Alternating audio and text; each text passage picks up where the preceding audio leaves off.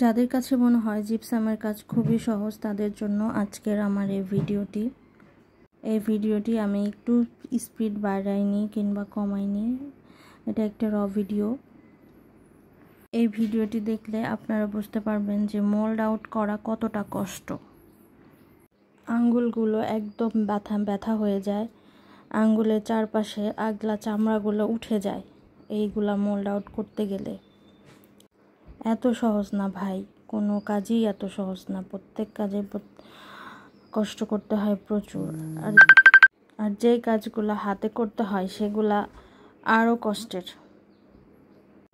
তো এইটা একটা ফুলদানি তৈরি করছি আমি, জিপসামের ফুলদানিটা রেডি হয়ে গেছে, এখনও রেডি হয়নি আসলে। এটা সিলার করতে হবে, সিলার করে কালার করতে হবে, তারপরে আবার বার্নিশ করতে হবে।